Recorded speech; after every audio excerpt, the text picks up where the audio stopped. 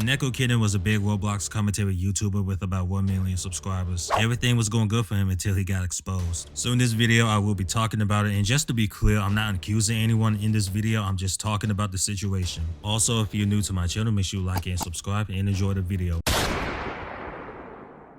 KonekoKitten started his YouTube career around 2016, and he is known for doing commentary videos on Roblox. And people liked this content, and it got him to 1 million subscribers. And everything was going good for him until he ruined his career and reputation. On January 6, 2021, KonekoKitten posted a tweet saying the truth about narpy, saying that narpy emotionally abused him and made the others gaslit him and target other adults with advances, and also being a manipulator, a pedophile, and But on October 28th, 2023, narpy posted a response video to Koneko, and it was pretty much game over for Koneko. Now let's talk about narpy. Narpy is also a content creator with about 600k subscribers. Him and Koneko used to be in a relationship, but there was a slight issue with this. Narpy was 17 and Koneko was 20. Then Koneko made a Google document, tried to expose narpy for being a pedophile, and Koneko's plan worked. People saw narpy as the villain. He was getting hate. He also got doxxed and swatted. But on October 22, 2023, narpy will make an announcement in his Discord server that he was going to make a video responding to Koneko, and Koneko will make this tweet about narpy. So narpy posted his video, and boy oh boy, the narrative changed. Narpy debunked the serious allegations that Koneko accused him for being a pedophile and Next section I want to cover are the pedo and grooming accusations made against me in Koneko's document. Koneko had made statements and linked threads accusing me of being a pedo and a groomer, and urged people to believe this as fact while providing no evidence for those claims. In 2019, while I was still close with Koneko, I would talk to him about Red, and I had told him the true story about what happened. I also told him that my screenshots with Red had been taken out of context. However, he still felt the need to include this in his document. Unfortunately, this ended up being the most reposted section of his document, and these false groomer and pedo allegations would end up sticking to my name for the years that followed. Also, in Koneko's thread, he mentioned that I flirted with a minor in my Discord server by calling them daddy material. This thread has since been deleted off of Twitter, but Wayback Machine still has it.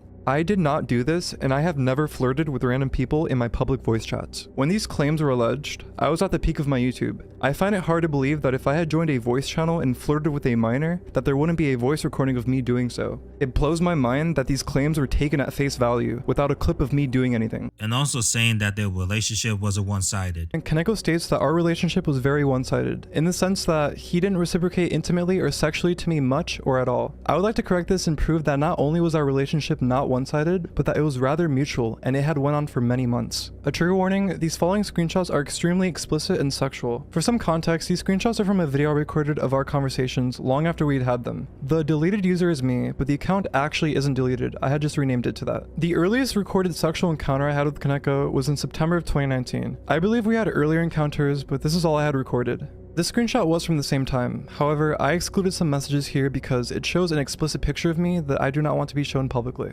Here's a conversation from a few days later where I had another sexual encounter with Koneko, and here's a conversation from the same time later that month. I had many more sexual encounters with Koneko around this time. However, my point was that this was not a one-sided relationship. Koneko and I both did this willingly and mutually. And when you think it doesn't get any worse, well, it did. Narpy exposes Koneko for dating a 16-year-old named Naku while he was dating him. And Koneko was also 20 when he was dating that 16-year-old. For those who don't know, Naku was a 16-year-old girl Koneko dated back in 2019 while he was 20 years old. Koneko and Naku were together while him and I were being sexual with each other over Discord. After they broke up, Koneko would go on and make a statement about their relationship, justifying it by claiming that their relationship was purely platonic, and that he was not a pedophile because he was not sexual with Naku. Like, I don't understand. Can y'all just stop talking to minors? So after Narpy's video, he pretty much cleared his name and also takes accountability for mistreating his friends and staff. I want to talk about how this happened and own up to my mistakes.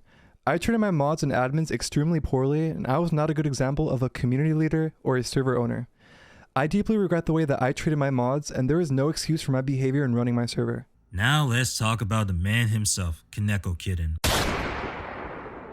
So KonekoKitten made a response video to Narpy, but it backfired, so he ended up deleting the video.